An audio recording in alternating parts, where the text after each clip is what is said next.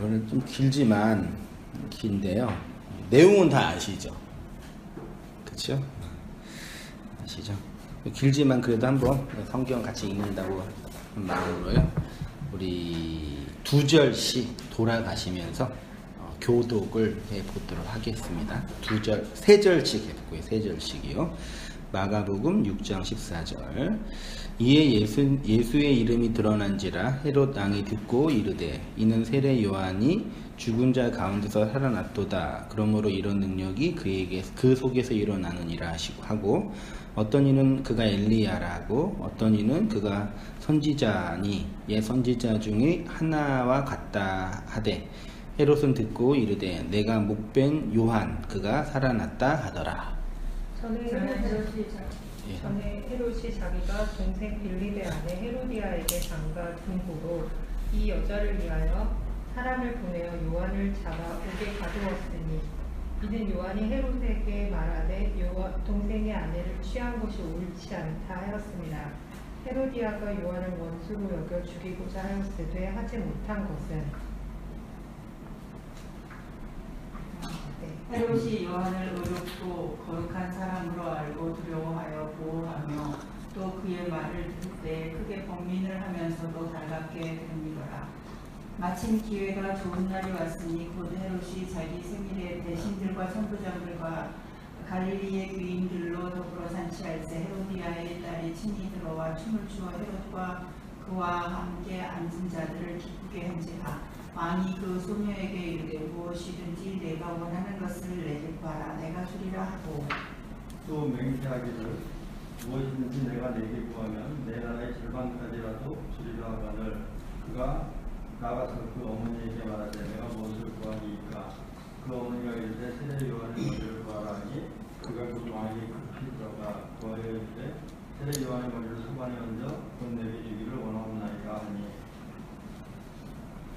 왕이 심히 근심하나 자기가 맹세한 것과 그 앉은 자들로 인하여 그를 거절할 수 없는지라.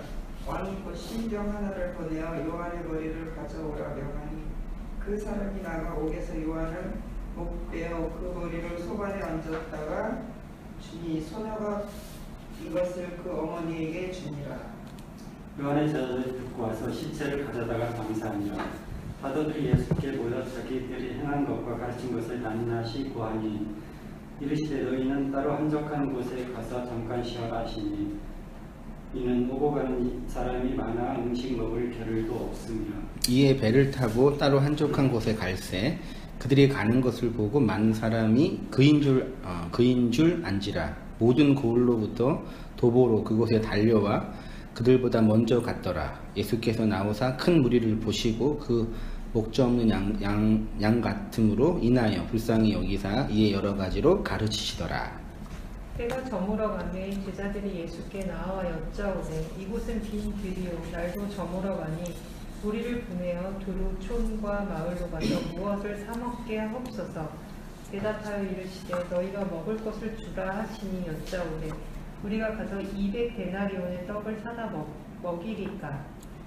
이르시되 너희에게 떡 몇 개나 있는지 가서 보라 하시니 알아보고 이르되 떡 5개와 물고기 2마리가 있더이다. 이거를 제자들에게 명하사 그 모든 사람에게 때를 지어 푸른 잔디 위에 앉게 하시니 때로 100명씩 또는 50명씩 앉은지라. 예수께서 떡 5개와 물고기 2마리를 가지사 하루로 축사하시고 떡을 떼어 제자들에게 주어 사람들에게 나누어 주게 하시고 또 물고기 2마리를 모든 사람에게 나누심에 다 배불리 먹고 남은 떡과 물고기를 12바구니에 차게 거두었으며 떡을 먹은 남자는 5,000명이었다. 아멘. 제가 잠깐 기도하겠습니다. 고마우신 우리 하나님 아버지, 주의 은혜와 사랑을 인하여 감사하고 찬송합니다. 우리의 인생과 삶의 현실 가운데 그리스도의 십자가 그 복음의 진리를 말씀으로 건네주시고 예수의 머리 되심 안으로 교회로 모이게 하셨사오니 그 안에 있는 영광과 진리의 풍요를 깨닫고 발견하고 누리는 저희의 모든 삶들 되어지도록 하나님 인도하여 주시옵소서. 우리 일상을 잠시 중단하고 한자리에 함께 이 진리의 말씀으로 모여서 우리 아버지의 말씀을 상고하고 은혜를 나누고자 합니다. 여전히 왜곡하고 있는 이 시대의 교회의 현실과 또 우리의 제약의 현실을 보게 하셔서 그 말씀으로 거듭나게 하시고 산 소망을 품게 하신 하나님 아버지 행하심 앞에 순종하며 살아가는 저의 모든 삶들 다 되어지도록 주님 인도하여 주옵소서. 함께 진리의 말씀을 먹고 나누는 이 귀한 송찬의 자리 안에 주의 성령이 친히 임재하여 주셔서 그 말씀 가운데 임하시는 놀랍고 자비로우신 은총들을 경험하며 누리는 복된 시간으로 삼아 주시옵소서. 모든 것 주님께 의탁드리며 살아계신 예수님의 이름으로 기도하옵나이다. 아멘. 오늘은 마가복음 25번째 시간으로요. 세례 요한의 죽음과 오병이어의 기적, 썩을 양식과 생명의 양식이라는 제목으로 같이 말씀을 나누도록 하겠습니다. 제가 먼저 볼게요. 놀랍게도 공간복음에서는 세례 요한의 죽음과 오병이어의 기적이 연결되어 기록되어 있습니다. 마태, 마가, 누가 공이 세례 요한의 죽음 이후에 오병이어의 기적이 나오고 그리고 이제 무리를 걸으신 예수님까지 똑같이 이제 기록되어 있더라고요. 요한복음만 이제 다르게 나와 있고요. 복음서 저자들이 이 두 사건을 함께 등장시킨 이유는 의도적으로 전하고 싶은 내용이 있기 때문일 것입니다. 세상의 왕을 상징하는 헤롯에게 목배임을 당한 세례 요한의 죽음과 광야에서 보리떡 5과 물고기 2마리로 수많은 군중들을 먹이신 이 사건은 교회에게 아주 중요한 구속의 사건을 내용합니다. 세례 요한의 삶과 죽음은 예수 그리스도를 증거하는 삶이었지요. 그래서 헤롯 궁전에서 목배임을 당한 세례 요한의 삶과 죽음은 광야에서 오병이어 기적으로 참된 양식의 실체를 보이신 예수 그리스도의 사역과 연결되어 있을 것입니다. 이어서요. 세례 요한의 죽음. 세례 요한이 누구에게 죽었습니까? 헤롯 안티파스에게 죽었습니다. 헤롯 안티파스의 아내가 헤로디아인데 그녀는 원래 헤롯 안티파스의 동생의 아내였습니다. 동생의 아내를 취한 것입니다. 그런데 더 놀라운 것은 헤로디아는 헤롯 안티파스의 첫째 형의 딸이었습니다. 그러니까 헤로디아는 헤롯 안티파스의 조카이면서 제수씨이면서 아내였던 것입니다. 고대 시대의 왕족의 집안에 이렇게 근친결혼이 있었던 이유는 여러 가지가 있었겠지만 결국 권력과 관련되어 있습니다. 이것이 바로 세상의 왕들의 실체이고 존재 정신입니다. 그래서 이제 뭐 헤롯 안티파스 당대 이제 그 분봉왕이었던 헤롯이 그 삼형제였죠. 그래서 첫째 형의 딸이 헤로디아고 동생의 아내가 헤로디아고 그 아내를 동생의 아내를 취하여서 아주 이제 복잡한 이제 집안이 됐는데 뭐 이게 단지 뭐 헤롯 집안뿐만 아니라 고대 시대를 보면 대부분 다 근친 결혼이 일어났죠. 그 이유가 이제 당연히 이제 자기들의 권력을 자기들만이 이제 소유하려고 했던 그 의도적인 어떤 거였죠. 그러니까 이걸 통해서 그 왕이라는 그 위치에 있는 자 혹은 그 존재가 그러니까 왕의 궁극적인 욕망은 뭐겠어요? 왕이 됐어요? 왕이에요? 그럼 그 왕이 궁극적으로 하고 싶은 건 뭐겠어요? 권력을 확장하고 유지하는 거겠죠. 그게 모든 왕들의 이제 존재 목적이죠. 어떤 개인의 어떤 영역을 넘어서 그게 왕이 가지고 있는 독특한 특징입니다. 이어서 하는 세상 선전의 왕들, 선악과 먹은 아담들, 세상에서 왕되고 싶은 인생들의 본능이며 본성이 바로 이러합니다. 세례 요한은 이런 세상 왕들의 죄와 악을 폭로하여 살해당한 것입니다. 이는 진리의 말씀이 세상 왕으로 살고 있는 우리를 향하여 던지는 메시지이기도 한 것입니다. 성경은 이러한 세상 왕들의 욕심과 욕망, 죄의 속성을 고발하고 탄핵합니다. 하나님처럼 살고 싶은 세상 왕들의 실체를 폭로합니다. 세례 요한은 이러한 광야에서 외치는 자의 소리로 회개와 하나님의 나라를 선포하였습니다. 세례 요한의 회개의 선포와 죽음이 분봉왕 헤롯의 이야기와 함께 등장하는 이유가 이 때문입니다. 세상 왕 헤롯은 항상 말씀을 살해합니다. 이것이 바로 말씀, 광야에 외치는 그 소리의 역할입니다. 이러한 세례 요한의 이야기가 세상 왕들이 살고 있는 왕국에서 일어난 이야기라면 오병이어 사건은 빈들 광야에서 일어난 사건입니다. 네, 왕궁의 헤롯 왕, 광야에는 군중이죠. 누가 더 착한 사람이에요? 이렇게 묻는다면 당연히 광야에서 예수님의 말씀을 들으려고 모인 자들이 더 착한 시민이죠.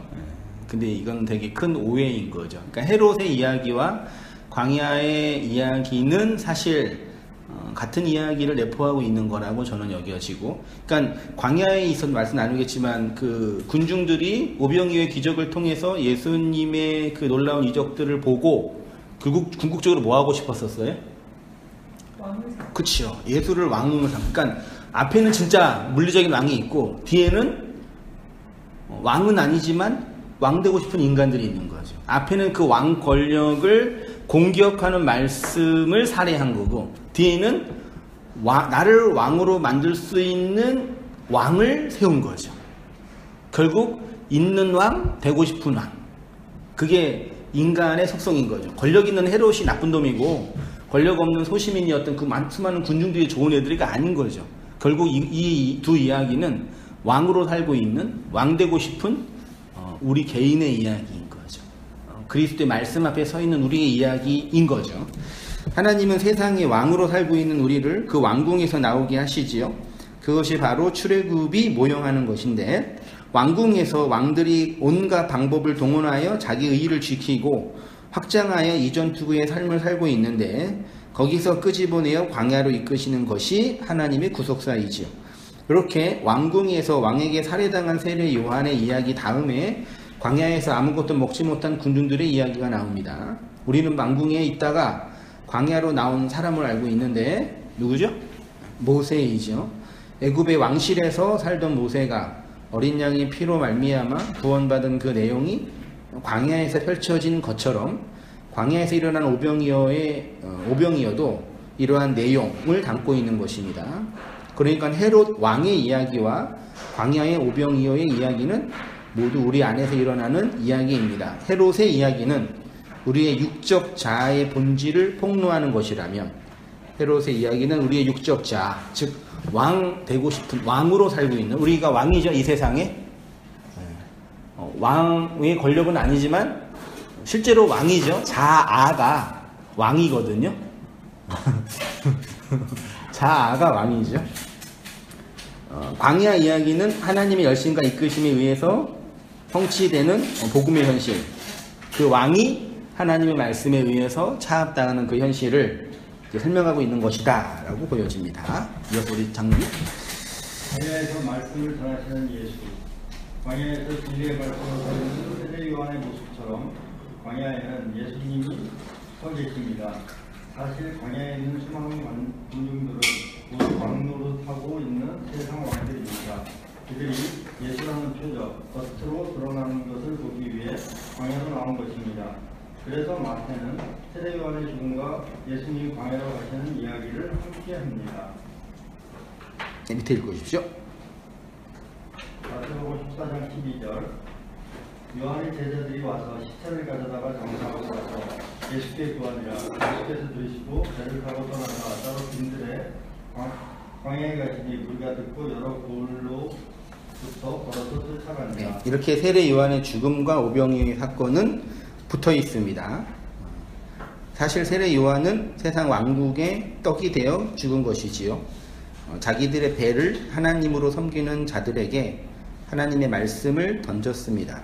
그 왕궁에 살고 있는 자들이 이제 예수를 쫓아 광야로 나온 것이죠.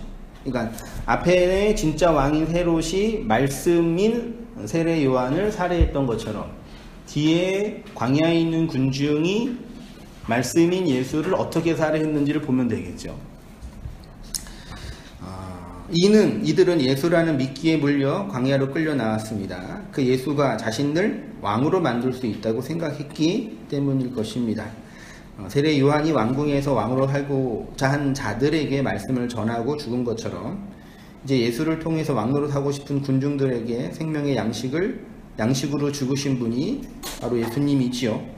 광야는 인간이 자신의 노력으로는 어떤 것도 만들어낼 수 없는 곳입니다. 하나님이 이스라엘을 광야로 이끄신 이유가 이 때문입니다. 실제로 그들은 옷도 해지지 않았고 신발도 떨어지지 않았으며 굶어 죽은 자도 하나도 없었습니다.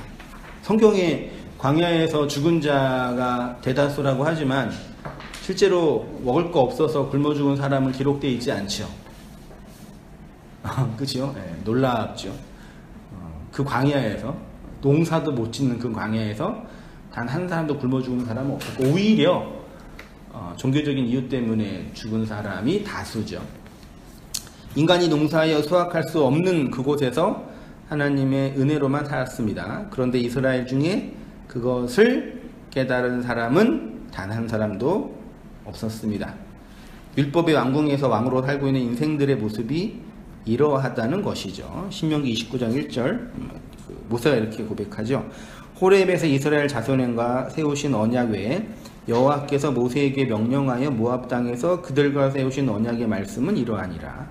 모세가 온 이스라엘을 소집하고 그들에게 이르되 여호와께서 애굽 땅에서 너희 목전에서 바로와 그의 모든 신하와 그의 온 땅에 행하신 모든 일을 너희가 보았나니 곧 그 큰 시험과 이적과 큰 기사를 내 눈으로 보았느니라. 그러나 깨닫는 마음과 보는 눈과 듣는 귀는 오늘 여호와께서 너희에게 주지 아니하셨니. 그러니까 이스라엘 백성은 눈에 보이는 뭘 봤어요? 표적을 봤죠. 하나님의 이적을 봤죠. 그 광야에서 신명기 다른 본문에 보면은 그 옷도 해지지 않았고 옷이 진짜 낡아지지 않았을까요? 정말 옷이 이게 낡아지지 않았을까요? 40년 동안 매일 일어나면 옷이 새 거가 됐었을까요? 어떤 의미인지 좀 고민해야 되는데 신발도 해지지 않았대요. 옷이랑 신발도 각각 옷 바꾸지 않았대요. 아무튼 그렇게 표현하고 있어요. 그게 다 뭐라고요? 또 하늘에서 또 뭐가 떨어져요? 만나가 떨어지잖아요. 그게 다 뭐라고요? 표적이요. 눈에 보이는 표적. 예수가 뭘로 오셨어요? 표적으로요. 눈에 보이는 표적으로요. 수많은 이적과 기적도 표적이었고 십자가에서 죽으신 것도 표적이었고 부활하신 것도 눈에 보이는 표적이었던 거죠. 근데 그 표적을 봤는데 모세가 어떻게 해석하냐면 4절에 깨닫는 마음과 보는 눈과 듣는 귀를 안 줬대요. 이건 마치 예수님이 그 비유 강론에서 보는 눈과 깨닫는 마음을 주지 않았다는 것과 같은 그 문맥의 내용인 거죠. 5절에 주께서 40년 동안 너희를 광야에서 인도하게 하셨거니와 너희 몸에 옷이 낡아지지 아니하였고 너희 발의 신이 헤어지지 아니하였으며. 그렇죠. 이어서 한번 성문산 보시죠. 왕들의 무덤 빈들. 이 광야는 세상 왕들이 살 수 없는 곳입니다.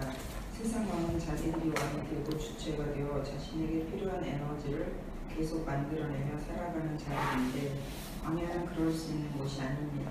하늘의 성경이 이 광야를 빈들로 번역을 했습니다.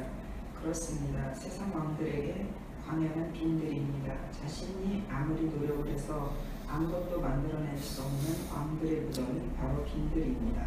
성도는 이것을 안 자들입니다. 그래서 그들만 광야로 나와 배가 고픈 것입니다. 네, 그렇죠. 광야가 히브리어로 뭐라 그랬죠? 네. 미 다바르 원래 다바르라는 말 안에 맴이라는 장소 혹은 진리 혹은 말씀 혹은 물이 있는 곳이 미드바르고, 근데 본문에는요 배 미드바르 전치사 배가 있어요. 앞에 배가요. 그러니까 즉 그 파자나 그 단어를 원래 배라는 게 어디 아니라는 전치사뿐만 아니라 집 성전도 되거든요. 재미있는 게 그 헤롯 성전 헤롯이 왕궁에 살았잖아요. 성경에 왕궁으로 되어 있잖아요. 그것도 집으로 되어 있어요. 그 오이코스 히브리어로는 베이트. 그러니까 집인데 사실은 성전인 거죠. 옛 성전에 율법의 성전에 왕으로 살고 있는 자가 있는 거죠. 근데 광야도 배 미드바르인데 앞에 그 배라는 전치사니까 성전 그러니까 말씀이 있는 성전, 그게 이제 배 미드바르죠. 그걸 이제 우리는 광야로 번역해서 읽었고, 한글 성경은 아주 그 탁월한 한글로 빈들, 이게 빈들이 그냥 한글이더라고요. 비어있는 들판, 비어있는 땅, 그러니까 공인 땅, 아무것도 없는 땅, 그게 이제 빈들이고, 요거를 이제 그 성경은 이제 광야나 요걸로 번역을 했더라. 그래서 신약 성경에는 예수님이나 세례 요한이 어려서부터 어디로 보내졌어요? 한글 성경은 빈들로 보내졌다고 번역을 했어. 원래 다 광야, 에레모스 광야인데 그 한글은 빈들로 번역을 했어요. 그러니까 사실 광야의 의미의 함축적인 의미, 그러니까 단어적으로 그냥 아무것도 없는 땅인데 사실은 인간이 뭘 이렇게 창출하고 뭘 만들어낼 수 있고 이렇게 상품을 만들어낼 수 있는 곳이 아니다. 거기는 그냥 비어있는 땅이다. 뭐 불교용으로 그냥 공이다. 인간이 뭘 이렇게 노력해서 이렇게 산출할 수 있는 땅이 아니다. 거기가 빈들이다. 오직 하나님의 은혜만 떨어져야지만 살 수 있는 곳이다.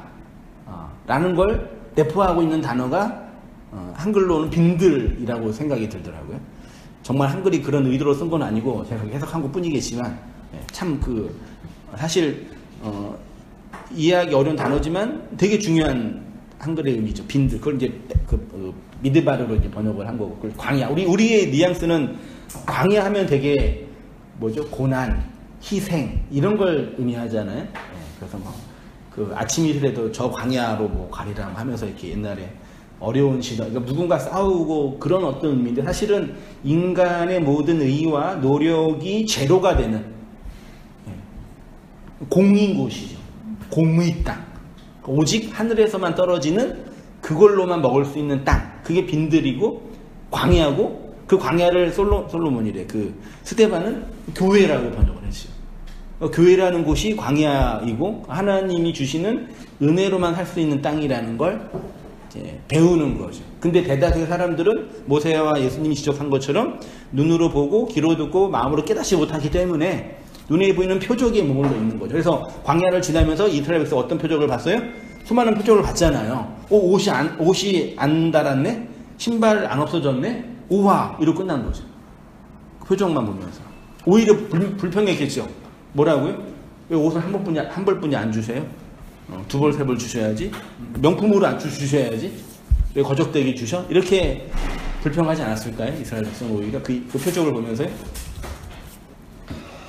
자, 보리떡 5과 물고기 2마리 있죠? 이어서 조곤산 읽을 차례십니다. 읽어주시죠. 인간의 역사는 끊임없이 뭔가를 생산해 놓고 그걸 먹는데 사실 계속 빈 양식일 뿐입니다.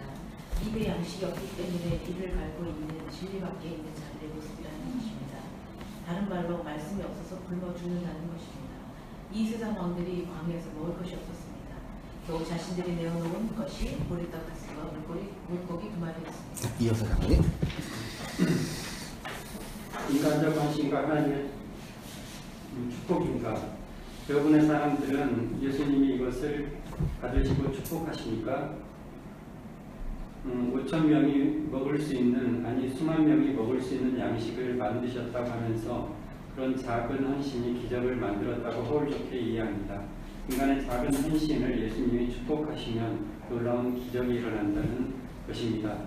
거의 모든 목사들이 이 본문을 이렇게 설교하고 성도들도 그렇게 이해합니다. 보리떡 5과 물고기 2마리가 의미하는 것이 무엇이겠습니까? 정말 인간의 작은 헌신 정도를 의미하는 것일까요? 광야에 있는 왕들이 내놓을 수 있는 것이 이것뿐이 없습니다. 그런데 성경에서 보리떡과 물고기는 매우 부정적인 의미로 상징되어 있습니다. 아무튼 최소한 제가 유튜브에서 검색해서 확인한 바로는 제가 알고 있는 몇몇 목사님 빼놓고는 99.9%는 이 오병이어의 기적을 뭐라도 내놓으세요 제발. 작은 거라도. 네? 권사님.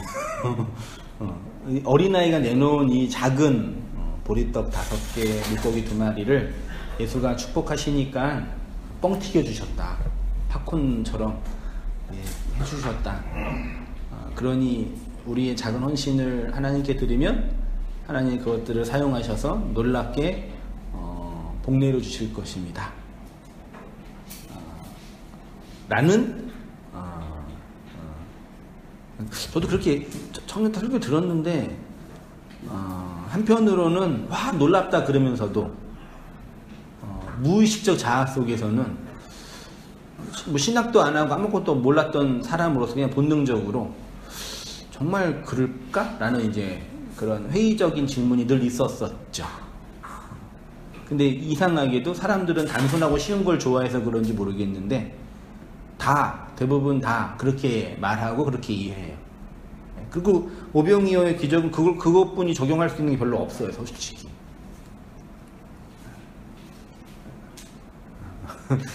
믿으시죠?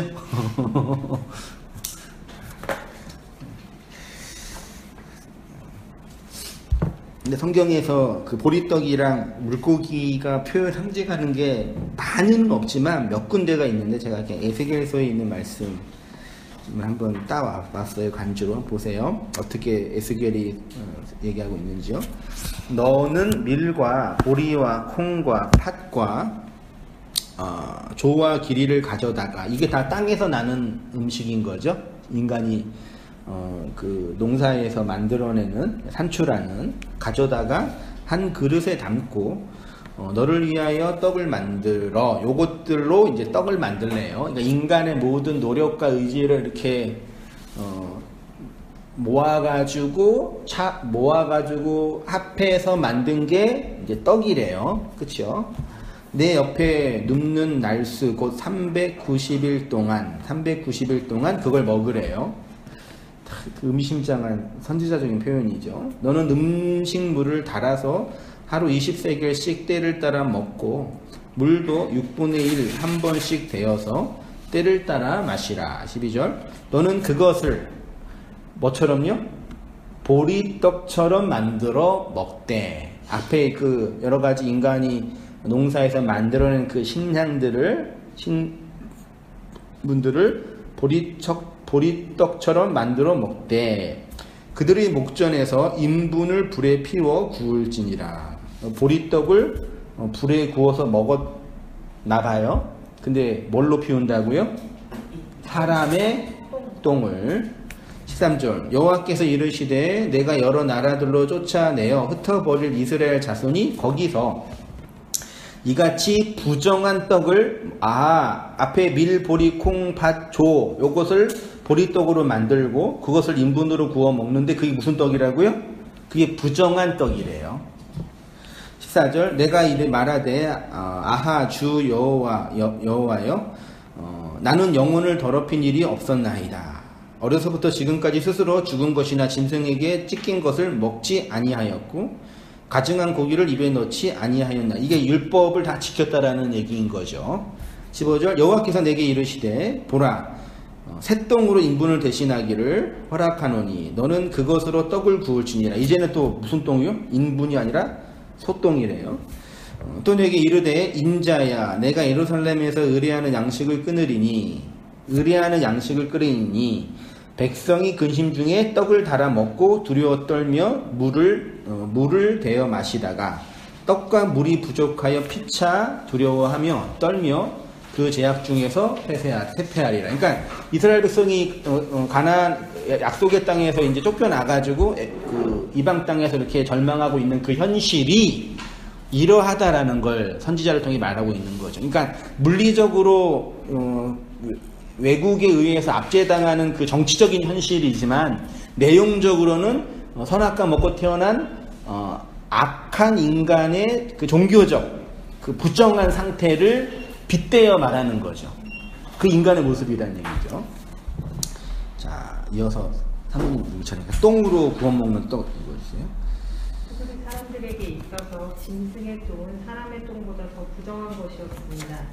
하나님이 이스라엘의 모습을 보면서 뭐라고 하시니까 소똥에다가 보리떡을 구워 먹으라고 하십니다. 이스라엘이 하나님께 율법을 잘 지켰다고 하면서 무엇인가를 가지고 가는데 하나님은 그것을 전부 똥으로 보신다는 것입니다. 인간이 자신의 노력으로 만들어낸 모든 수확 모두 똥이라고 하시는 것입니다. 인간이 먹는 것은 소화가 되면 인간의 육적 자아를 지키고 확장하는 데 사용되는 에너지가 되고 그 남은 것은 똥이 됩니다. 결국 인간이 자신의 노력을 통해서 만들어내는 것은 자기의 욕망을 확장하는 에너지가 아니라면 배설물이라는 것입니다. 광야 교회 이스라엘이 먹었던 모든 것들, 입었던 모든 것들, 신었던 모든 것들은 누가 준 거예요? 자신들이 만들어낸 게 아니라 하나님이 건네준 거죠. 그러니까 인간 존재는 밖에서부터 안으로 들어오는 모든 것은 자기 게 아니죠. 애기들도 엄마의 젖을 먹고 사는 거죠. 그러니까 인간이라는 이 존재적 자아는 자기 밖에 있는 에너지를 끌어당겨야지만 살 수 있는 존재잖아요. 그렇죠? 그거를 광야에서 하나님이 설명해서 보여주신 거. 봐라, 니네들은 혼자 못 살아. 니네가 농사하고 노력해서 산출한다고 하는데 그것도 내가 주지 않으면 안 돼. 말하신 거죠. 실제로 그걸 다 먹고 마시고 입고 신고 다녔어요. 하나님의 은혜와 은총인 거죠. 근데 모세는 보는 것도 듣는 것도 깨닫지 못했기 때문에 그 표적에만 머물러 있다고 표현하고 있는 거죠. 그래서 어쨌든 밖에서 들어온 그 모든 것들을 자기가 먹었는데 그것도 어떻게 사용해요? 잘하면은 소화 잘 시켜서 자기의 육을, 이 아래 세상의 육의 자아를 확장하는 에너지로 취하든지, 그 취하여 소화된 것은 뭐가 돼요? 똥이 되는 거죠. 그러니까 인간이라는 이 유기체가 밖에서 들어오는 거를 먹고 이 유기체의 확장을 위해 살든지 만들어내는 건 똥뿐이 없는 거죠. 존재적으로 보면은요.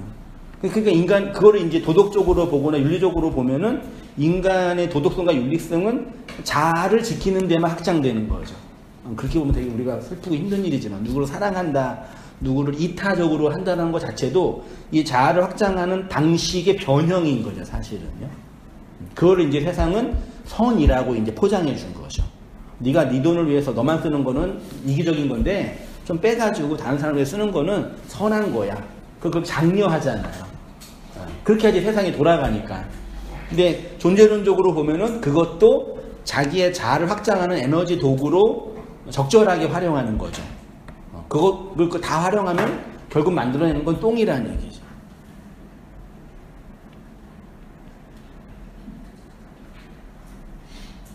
자본주의 부가가치는 어디서 나와요, 한번?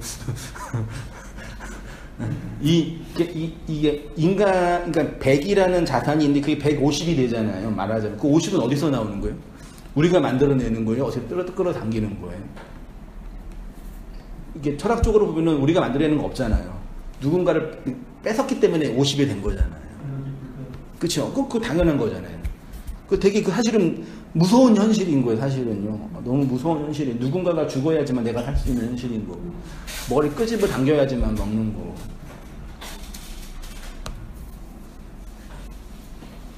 복날에 항상 우리나라 그 화두가 개고기 먹어야 되냐, 먹지 말아야 되냐. 그러는데. 이제는 안 해요. 안 해요? 이제 그런 얘기가 아니요, 뭐, 이게 아니라, 그러니까, 딴 얘기 너무 시간 없으니까. 아무튼 인간은 자기 욕망의 확장을 위해서 에너지를 다 사용하고 남는 거는 똥으로 버린다.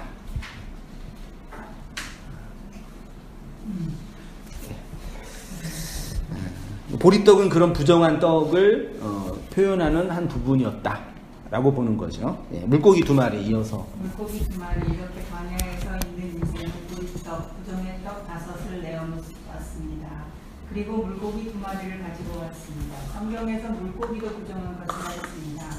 난태생, 그러니까 죄악의 바다에서 자신의 꼬리의 힘으로 살고 있는 물고기는 알에서 태어나는 동물입니다. 물고기라는 단어 자체가 다산, 증대를 의미하는 단어에서 왔습니다.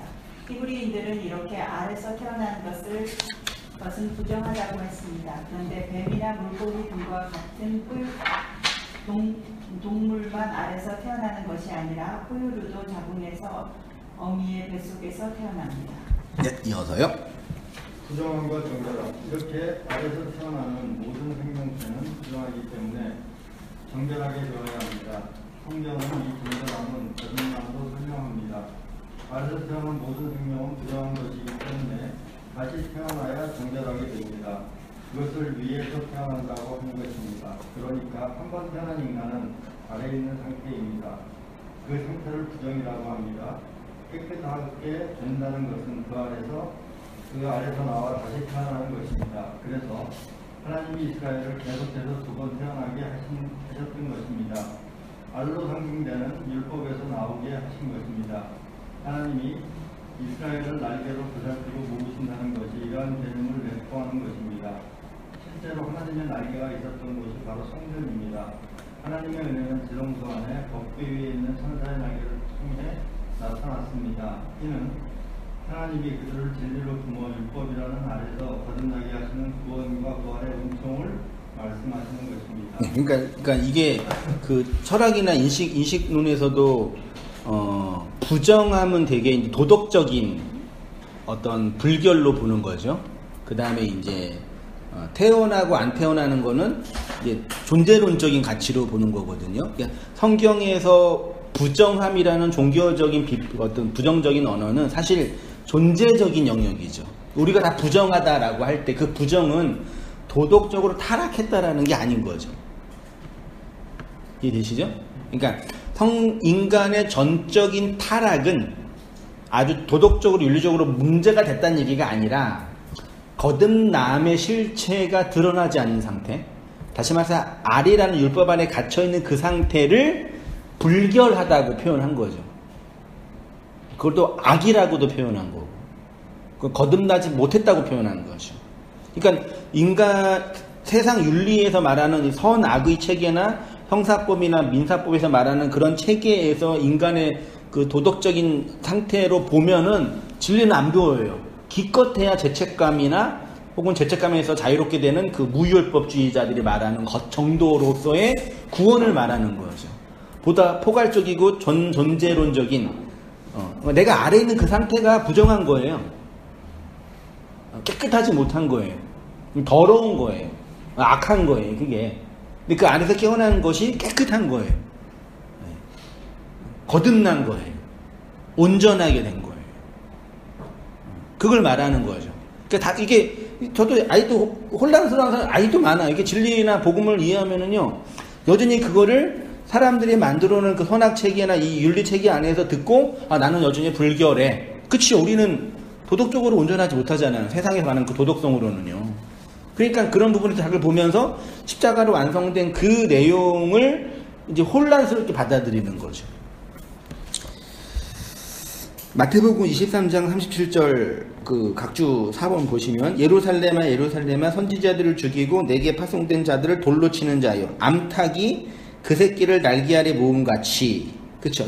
그러니까 그 새끼를 모았다라는 내용 안에는 그 창세기적 언어로 보면은 알을 품고 있다라는 의미가 내포되어 있거든요. 그래서 그 룻의 고백 보세요. 여호와께서 내가 행한 일을 보답하시기를 원하며 이스라엘의 하나님 여호와께서 그의 날개 아래 보호자를 받으러 온 내게, 보아스가 말한 거죠. 그의 날개 아래 보호를 받으러 온 너에게, 그 하나님의 그 날개에 품는 그 날개예요. 내가 영원히 주의 장막에 머물며 내가 주의 날개 아래로 피하리라. 그러니까 요거를 단순히 문학적으로 하나님의 그 날개로 새끼를 보살핀다라는 정도로만 보시지 마시고, 그 새가 알을 품어서 알을 부화시켜서 생명으로 탄생하는 그 과정 있죠. 그걸로 이해하시면 돼요. 요거를 그림처럼 보여준 그 그림이 뭐예요? 성전과 성막 안, 지성소 안, 법궤 위에 뭐가 있어요?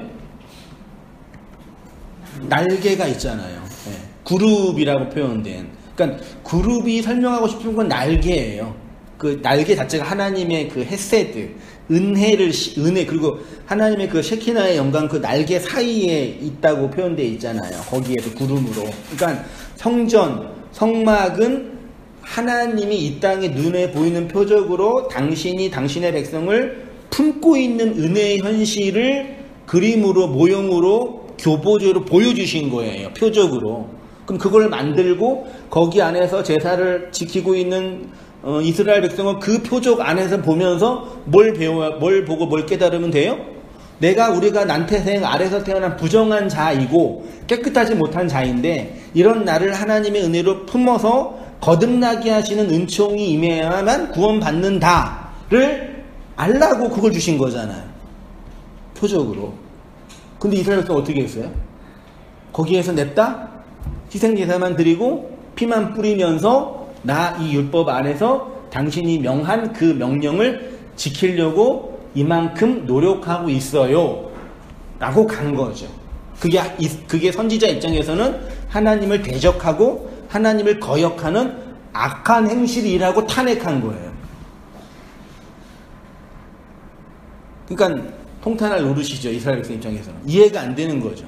선지자들의 그런 태도도 이해 안 되고 세례 요한의 그런 태도도 이해가 안 되는 거죠. 뭐 다 이렇게 결혼하는데 나만 그랬어? 이러잖아요. 뭐 헤로디아, 헤롯 우리가 볼 때는 나쁜 콩가루 집안이야 그러는데 다 그랬어요. 고대시대 왕들은요. 심지어 오누이랑도 결혼하고 심지어 엄마랑도 결혼하고 물론 이제 친엄마는 아니겠지만 말도 안 되는 일이 모든 왕족과 왕국이 다 있었어요. 동서양 모든 나라 다 아주 진짜 지저분할 정도로. 그게 이 세상에서 왕들 잘하는 그 권력을 확장하기 위해 살고 있는 인생들의 모습이라고 성경이 그걸 차용해서 설명하고 있는 거죠. 광야 군중들의 승부심 욕망 읽을 차례인가요? 맞나요? 누구 하실 차례죠? 네, 권사님. 그러니까 오병이어는 인간의 작은 헌신을 하나님이 축복하여 많은 것으로 넘치게 주신다는 말씀이 될 수 없습니다. 인간이 광야에서 내어놓는 보리떡과 물고기는 인간의 그 부정함과 불가능함을 표현하는 내용입니다. 아무튼 예수님은 보리떡 5과 물고기 2마리를 가지고 축사하셨습니다. 그랬더니 수만 명이 먹고 남은 것이 12바구니에 찼다고 합니다. 그런데 요한은 이 사건을 예수 그리스도의 죽음과 부활을 해석하여 설명합니다. 네, 공간 복음서는 12바구니, 12광줄에 찼다로만 얘기하고요. 끝나요.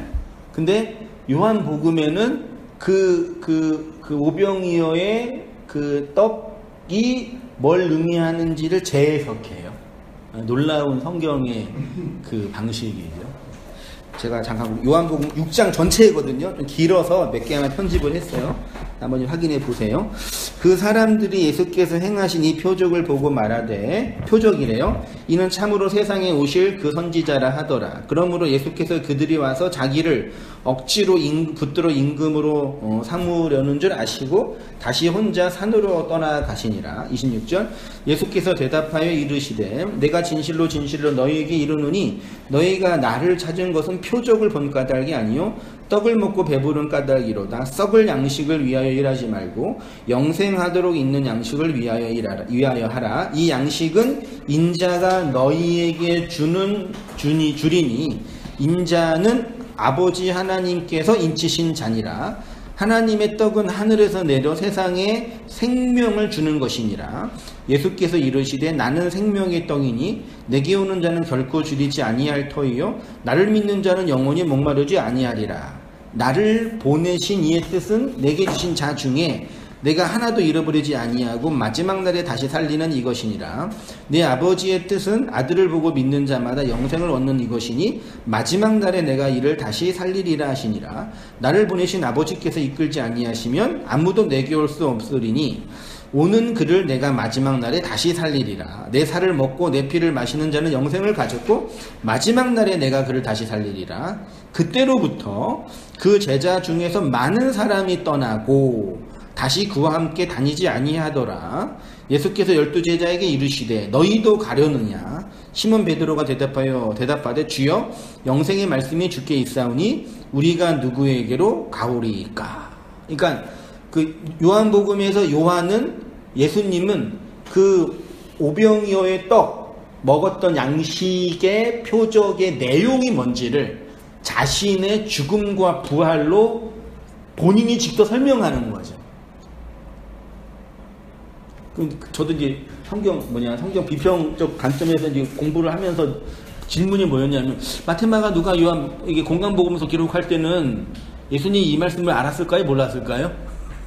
제자 마테마가 누가가?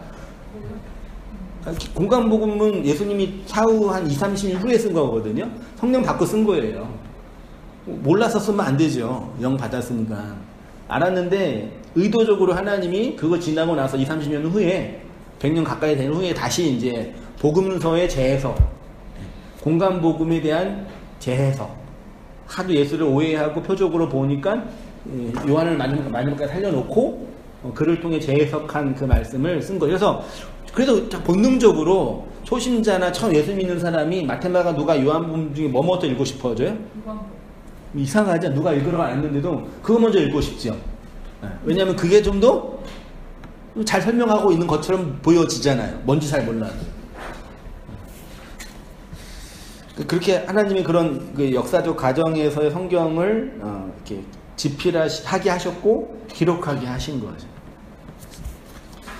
성경은 한 책으로도 완벽한 책이지만 한 책으로는 안 되는 거죠. 66권의 책이 하나의 책이지만 그 한 권으로는 안 되는 거죠. 한 권을 66으로 봐야 되고 66을 한 권으로 봐야 되죠. 문자 하나를 알파벳 하나를 전체로 봐야 되고 전체를 알파벳 하나로 봐야 된다고 흔히 말하죠. 네, 썩을 양식과 영생하도록 있는 양식. 네, 정답님. 성경의 기사를 통해서 거기를 이끄는 대중들은 예수님을 억지로 인공 삼으려고 했습니다. 실제로 왕인 헤롯은 자신의 왕권을 공격하는 요한을 살해하였는데 썩을 양식을 위하여 예수에게 오신 것은 예수님을 왕으로 만들려고 했습니다. 정반대의 사건인데 그 내용은 똑같습니다. 실제로 왕의 권력을 가지고 있던 헤롯은 자신의 왕권을 지키기 위해 진리의 말씀을 버린 것이고 왕이 아닌 자는 예수를 이용해서 왕이 되고자 한 것입니다. 그런데 예수님은 그런 세상의 왕들에게 뭐라고 했냐면은 나는 너희의 왕됨을 위하여 온 자가 아니라 생명의 양식으로 진리의 양식으로 먹히기 위해서 오셨다고 하십니다. 사실 요한복음 6장의 말씀은 공간복음적인 시간을 해석하면 참 매우 어려운 말씀입니다. 실제로 제자들 중에 이 말씀을 할 때 이해한 사람은 한 사람도 없었습니다. 공간복음서가 기록된 후 성경을 통해서 그리스도의 말씀이 교회를 통해서 확장되어 갈 때 예수님이 하신 말씀이 어떤 것인지 나중에 확인하게 될 것입니다. 그래서 공간복음에서는 이 오병이어의 기적 자체만 소개되어 있지만 요한복음에서는 예수가 생명의 떡이고 먹어야 할 양식이라는 것이 기록되어 있는 것입니다. 그래서 이 생명의 떡 먹어야 할 양식을 교회가 뭘로 예전으로 만들어 놨어요? 성찬식으로 만들어. 놀라운 거죠. 놀라운 표적인 거죠. 그래서 교회는 항상 성찬식을 해야 되고 성찬식을 집례하려면 사제가 신부가 되든지 목사가 돼야 돼요. 전도사가 성찬식을 집례하면은 총회한테 요거도 먹어요. 아니 요거도 혼나요. 물론 이 개척 단계나 선교지에서는 가능하다고는 말하죠. 되게 다 만들어 놓은 거죠. 예수님도 친히 하라고 하셨고. 네, 멸망의 양식인가 생명의 양식 이어서 보자니. 교회는 이렇게 말씀이 육신이 되어 그 예수를 나타내고 있는 또 다른 말씀들이 되는 것입니다. 교회는 예수님이 십자가에서 안 죽어도 괜찮을 만큼 훌륭한 사람으로 발전할 수 있는 자들이 아니라 그 예수가 없었으면 부정한 보리떡을 똥에 구워 먹고 부정한 물고기로 죽을 수밖에 없었던 자라는 것을 증명하는 것이 교회의 모습이라는 것입니다. 교회는 그런 예수를 진리의 양식으로 먹고 영생하도록 있는 양식으로 살아가는 자들입니다. 예수님이 스스로 자신이 생명의 떡이라고 말씀하셨습니다. 그리고 실제로 예수님이 짐승의 먹이통으로 오셨습니다. 그동안 짐승들의 먹을거리가 되기 위해서 오신 것입니다. 따라서 교회는 이 광야 인생 속에서 이 세상의 불가능함과 부정함과 무력함을 인정하고 폭로하는 삶을 살아가게 됩니다. 여기서 말하는 불가능함, 부정함, 무력함, 봐라, 너희는 할 수 있는 거는 아무것도 없어. 인간은 기껏해야 코로나 만드는 거야. 이 세상은 지옥이야. 그 정도가 아니에요. 그거는 그냥 당연한 세상의 법칙이라니까요. 하나님 없으니까 이런 게 오고, 그런 식의 말도 안 되는 적용을 해버리니까 정말 복음 자체를 아주 말도 안 되게 해석해버리는 거예요. 그러니까 이 세상의 불가능함과 무력함과 죄와 악을 폭로한다는 얘기는 거봐 하나님 없으니까 동성연애하고 하나님 없으니까 나쁜 짓 하잖아. 그런 얘기가 아닌 거예요. 그런 거는 세상에 다 언제나 있어. 없는 적이 한 번도 없었을 때니까요. 언제나 인간은 먹고 먹히고 죽이고 살리고 자기를 위해 지키고 그래요. 항상 그래요. 안 그런 적이 한 번도 없었어요. 그거는 그냥 자연의 법칙이고 그냥 흐르는 거에 그냥 자연스러운 거죠.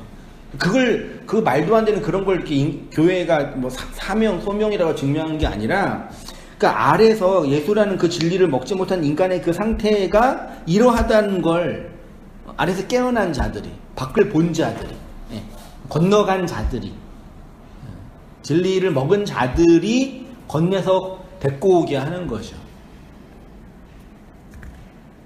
그러니까 존재론적으로 보거나 도덕적으로 보거나 여전히 우리는 못 건너갔죠. 그런 관점으로 본다면. 그렇죠? 근데 진리적인 관점에서 하나님의 묵시의 관점에서 이미 뭐 한 거예요? 건너온 거죠. 믿으십니까? 그러니까 어느 측면에서는 여전히 우리는 안 돼요. 못 해요. 할 수 없어요. 여전히 그 인정 그걸 어떻게 안 할 수 있어요. 네, 어느 측면 그 대부분 다 그래요. 근데 하나님의 관점에서 하나님의 열심의 관점, 묵시라는 진리의 관점에서는 이미 뭐예요? 건너온 거죠. 그래서 건너왔으니까 뭐 하는 거예요? 손을 뻗고 네, 그 진리를 건너오라고 말하는 거죠. 그때 이제 많은 사람이 혼란을 느끼는 거죠. 하는 거 보니까, 하는 행동 보니까 여전히 나랑 똑같은데. 그쵸? 똑같죠. 다르면 돼요? 안 돼요? 같은 인간인데 어떻게 달라요? 그러니까 도덕성이나 윤리성이나 성숙성의 입장에서는 좀 차이 날 수 있죠. 그거 당연한 거죠. 근데 진리의 관점에서, 묵시의 관점에서 그 아래서 나온 하나님의 거듭남의 관점, 부활의 관점에서는 이미 된 거죠. 이거 차이 이해되시나요? 권사님 이해되세요? 안 되시는 것 같기도 하고. 그러니까 이거죠. 성경이 나는 부정한 자입니다 할 때 그 부정함의 본질이 뭐냐 이 얘기예요. 나는 여전히 불결한 죄인이 할 때 그게 뭐예요? 도덕성이에요? 윤리성이에요? 아니잖아요. 그거를 이제 그러니까 우리 장로님 자주 말씀해 언어가 다 혼잡해 있어 버려 가지고요. 다 막 쓰는 거 언어를 다. 저도 막 쓰는 거고 사실은. 그래서 그냥 깨닫는 사람고 들리는 사람에게만 들리는 거예요, 그냥. 어차피 다 혼란스러운 바벨론이니까 이 세상은. 근데 성경은 하나님의 영을 받아서 그 포린 랭귀지, 하늘의 언어가 이렇게 들려진 사람은 드는 거죠. 그래서 신앙생활 제가 영어를 잘 못해가지고 이런 말발이 없는데 신앙생활에서 신앙적인 성숙과 진리를 깨닫는 거랑 언어가 습득되는 거랑 비슷한 것 같아요. 특히 외국어를 습득하는 차원과 비슷해요. 외국에서 언어를 많이 듣는 사람은 외국인이 말하는 거 다는 못 들어도 들리잖아요. 저도 이렇게 어렸을 때 배웠던 영어 수준으로 보면 가끔 들리는 언어가 있죠. 가끔 오 마이 갓 이런 거나 그런 거 들리잖아요. 그런 것만 들리죠. 안 들리는 거는 여전히 안 들리죠. 근데 이 깨닫고 성숙하면 깊이가 깊어지면 더 선명하게 들리겠죠. 또 자유로운 사소성이 가능하겠죠. 네. 진리도 그런 것이 아닐까 생각해 보게 됩니다. 네. 멸망의 양식인가 생명의 양식인가 다 읽었죠? 네. 성도의 목베이 이거 잘하신가요? 조공사님 읽으셨죠? 예, 장로님. 성도의 목베이 5페이지요? 따라서 교회는 이 광야 인생 속에서 이 세상의 불가능함과 부정함과 무력함을 인정하고 폭로하는 삶을 살아가게 된 것입니다. 그것이 목베임의 모습으로 나타나는 것입니다. 나의 머리가 달고 예수라는 머리가 붙어 그 예수의 지체로 한 몸된 교회로 살아가는 것입니다. 그러니까 왕궁에서 세례 요한의 머리를 자른 헤롯도 우리의 자아를 폭로하는 것이고 광야에서 보리떡과 물고기를 내놓은 군중들도 부정한 우리의 모습을 설명하는 것입니다. 그래서 제자들을 위하여 하신 말씀이 썩을 양식을 위하여 일하지 말고 영생한 양식을 위하여 일하라고 하신 것입니다. 네, 그래서 마지막에 이제 예수님이 결국은 이제 이 이적과 표적은 우리로 하여금 그 영생에 이르게 하는 양식에 관한 것이다라고 하시는 것. 27절에 썩을 양식이라고 번역된 단어가 호 브로시스 호 아폴리미입니다. 직역을 하면 그 멸망시키는 그 음식 정도로 할 수 있습니다. 썩을 양식은 그것을 먹으면 멸망당하고 잃어버리게 되는 뉘앙스인데 다음에 위하여 일하다가 에르가조마이래요. 에르가조마이예요. 위하여라는 전치사는 원문에 없고 에르가조마이라는 동사만 있는데 이 에르가조마이는 일하다, 창조하다, 생산하다, 노력하다라는 뜻으로 번역이 됐는데 요거를 종합해서 직역을 하면은 그 멸망시키는 그 먹는 것을 만들어내지 말고, 그러니까 한글 성경은 썩을 양식을 위해 일하다라는 뉘앙스가 뭐예요? 내 밖에 이 세상의 유욕을 위해서 일한다라는 뉘앙스로 해석하잖아요, 우리가요. 세상 일, 세상에 돈 버는 거, 이런 거 썩을 양식을 위해 일하는 거잖아요. 그러니까 성직자나 이런 사람들은 그 속세에서 요거를 썩을 양식을 버리고 이 진리의 세계로 들어온 거라고 표현하잖아요. 그거 틀렸다는 얘기죠. 그 썩을 양식은 내 밖에 있는 이 세상에 있는 것이 아니라 그 멸망시키는 그 먹을 것, 그러니까 내 안에 있는 거예요. 내가 눈에 보이는 표적을 멸망시키는 그 양식으로 만들어낸다라고 원어는 말하고 있어요. 그러니까 우리가 썩을 양식을 위해서 일하는 외적인 행위에 관한 말씀이라기보다는 우리 안에서 일어나는 내적인 행위에 관한 말씀이라고 할 수 있는데, 썩을 양식을 위하여 일한다는 것은 우리가 주체가 되고 양식이 대상이 된다는 차원이 아닙니다. 쉽게 말해서 썩을 양식이란 내 밖에 있는 그 무엇을 대상화하여 이용하는 것이 아니라 내가 스스로 먹을거리를 만들어내는 차원이 썩을 양식을 위하여 일하지 말고, 쉽게 번역하면 니네가 스스로 만들어내는 거는 니네 욕망의 에너지 아니면 똥이야. 그게 썩을 양식이야, 그런 거예요. 밖에 있는 어떤 그게 아니라요. 그러니까 밖에 아무리 있는 아름답게 보이는 성전의 거룩한 거라도 인간이 취하면 뭐가 돼요? 자아를 확장하는 에너지 아니면 똥이 되잖아요. 그러니까 밖에 아무리 아름다운 하나님의 진리가 있어도 외국에 나가서 오지에 나가서 헌신이라는 아주 인간의 고고수 지고지순의 그 헌신의 사랑이 있어도 그걸 인간이 취하면 뭐가 돼요? 똥이 되잖아요. 슬픈 일인데. 맞죠? 나를 확장하는 도구로 사용하든지 똥이 되는 거예요. 그렇게 만들어내지 말고 번역할 수 있어요. 그 다음에요. 그러면 왜 어떤 사람들은 멸망의 양식을 만들어내고 어떤 이는 생명의 양식을 만들어내는 것일까요? 사실 요한이 말하는 썩을 양식과 생명의 양식은 결국 예수라는 육체를 의미하는 것입니다. 육체로 오신 그 예수를 껍데기 표적으로만 보면 그 예수는 멸망의 양식이 되는 거죠. 걸려 넘어지는 스칸달론이 되는 거죠. 표적으로 오신 그 예수의 내용과 진위를 보지 못하고 껍데기로만 보니까 그 표적 안에 머물러 있는 거죠. 그래서 옷 좋아, 옷 깨끗해, 옷 안 버렸어, 신발 영원히 한 신발로 사놨어. 그거의 놀라운 표적이잖아요. 진짜 놀랍지 않나요? 그 놀라운 표적이잖아요.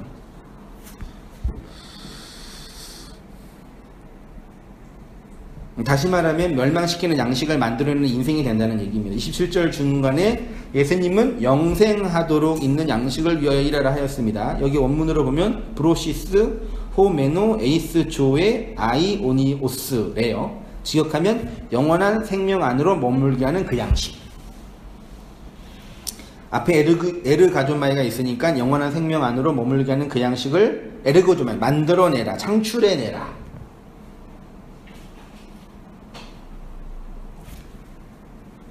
그러니까 성도의 인생은 그 표적의 내용인 예수를 통해서 영원한 생명 안으로 머물게 하는 그 양식을 만들어낸다는 얘기죠. 그래서 교회가 그 진리의 양식으로 세상에 가는 거죠. 이어서 사모님. 가디스테네 에스카토스, 그렇게 되면 어떻게 된다고 하시냐면 마지막 날에 다시 살리신다고 합니다. 마지막 날에 다시 살리시겠다고 하는 것은 지구의 종말이 올 때 구원받게 하시겠다는 것이 아닙니다. 여기서 말하는 마지막 날은 아니스테미 아우토스 엔포 에스카토스 헤메라로서, 아니스테미는 공호 위를 향하여를 뜻하는 아나와 서다 세우다를 의미하는 히스테미의 합성어로 위로 세우다, 일어나다는 뜻입니다. 이것의 명사역이 부활을 의미하는 아나스타시스입니다. 에스카토스는 맨 끝에 마지막의 란 뜻으로 공간적으로는 가장 끝에 있는 장소, 시간적으로는 마지막 사건들, 존재적으로는 존재의 마지막 등을 의미한다 하겠습니다. 에스카토스는 마지막의 것, 끝의 것으로 그거 하나만 통과하며 완성되는 차원이라 할 수 있습니다. 네, 그 율법에서 나올 때는 홀이라도 남김없이 다 가파에 나온다 그랬잖아요. 그걸 예수님이 십자가에서 당신의 죽으심으로 머리로 건네주신 그 값이라고 우리가 이해했잖아요.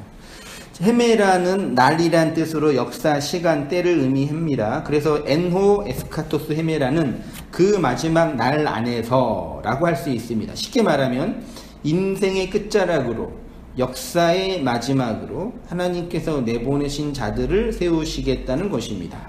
더 쉽게 말하면 아버지가 예수님께 보낸 자들을 인생의 마지막으로 죽이셔서 살리시겠다는 것입니다. 바울은 그것을 세상 끄트머리에 두셨다라고 표현했지요. 이 율법의 세상, 왕들의 세상에 그들의 구경거리로 진리에 의해 끌려가는 바울의 모습으로, 그게 성도의 영혼 안으로 머물게 하는 그 양식이라는 얘기죠. 아주 사실 너무 간단 명료하죠.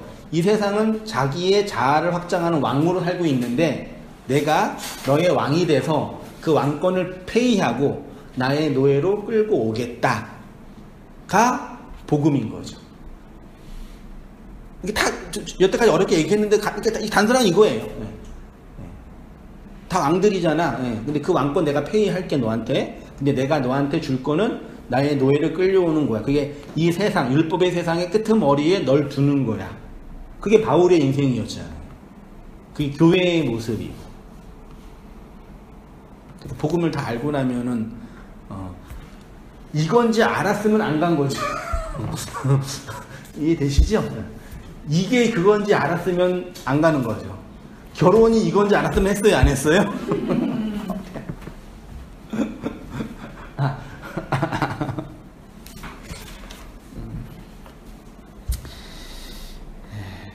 바울은 그것을 세상 끄트머리에 두신 하나님이라고 한 것입니다. 율법의 세상에서 죽으시고 진리로 살게 하셔서 이 세상의 기둥으로 다시 세우시겠다는 거죠. 이렇게 세례 요한의 죽음과 광야의 오병이어의 기적은 선악과 먹어서 하나님 자리에 올라간 세상 왕들의 부정함과 죄악을 폭로함과 동시에 우리를 영원한 생명 안으로 머물게 하는 예수 그리스도의 죽음과 부활을 설명하는 것이죠. 부정한 보리떡 5과 물고기 2을 자신의 육체로 담당하셔서 하나로 만드셨죠. 그래서 달란트 비율에 보면은 5달란트, 2달란트, 1달란트 있잖아요. 5과 2의 율법이죠. 5이 10계명이고 그 10계명을 예수님이 하나님 사랑과 이웃 사랑이라는 둘로 설명해 주셨죠. 이 땅에서. 그 2개가 결국 하나라고 설명하셨잖아요. 그게 그 하나가 사랑으로 마지막 하나 우리에게 그리스도의 머리를 건네지면 우리가 온전하게 된다 하는 거죠. 그러면 진리를 만들어내는 에르가주마이, 생명의 양식을 만들어내는 자가 된다. 그게 이 세상을 향하여 그 복음을 전하는 사도들이다. 아포스텔레수다. 이렇게 말하는 거죠. 성경은 보면 볼수록 명쾌하게 일관되게 하나로 연결되는 오직 하나의 말만 하고 있는 거죠. 부정한 보리떡 5과 물고기 2를 자신의 육체로 담당하셔서 마지막 하나의 사랑을 완성하신 예수의 사역으로 말미암아 영원한 생명 안으로 살아가는 모든 성도님 되시기를 축원드립니다. 기도할게요. 고마우신 하나님 아버지, 썩을 양식을 위하여 일하지 아니하고 영생하도록 있는 그 양식을 위하여 일하라 말씀하신 그 말씀 자체이신, 생명 자체이신, 양식 자체이신 우리 주 예수 그리스도께서 우리에게 즉시 말씀하시고 건네주신 이 복음의 사실을 이제 깨닫고 배우고 양식으로 담고 그 존재됨으로 살아가도록 이끌어 주셔서 감사합니다. 여전히 우리는 이 세상의 관점과 우리의 연약함들을 볼 때 부정하고 악하고 음란한 자이지만 그런 저희에게 찾아오셔서 마지막 하나의 완성을 십자가로 건네주신 놀랍고 자비로우신 복음의 사건들을 발견한 자로 세워주셨사오니 그 은혜를 담고 살아가는 저희의 모든 삶들 다 되어지도록 주님 인도하여 주시옵소서. 목배임을 당한 세례 요한의 말씀처럼 여전히 광야에서 예수를 임금 삼으려고 애쓰고 노력하고 있는 우리의 인생들의 모습처럼 그런 저희 인생의 부정한 죄와 왕됨의 자리에 찾아오셔서 그런 저희의 왕됨을 폐하시고 하나님의 나라로 이끄신 그 하나님의 일하심들 안에서 순종하고 주님을 찬송하며 살아가는 저희의 모든 삶들 다 되어주도록 아버지 인도하여 주시고 은혜 내려 주시옵소서. 이제는 우리 주 예수 그리스도의 은혜와 하나님 아버지의 크신 사랑과 성령의 교통하심이 사랑하는 모든 성도님들의 삶 속에 지금부터 영원까지 함께 있을지어다. 아멘.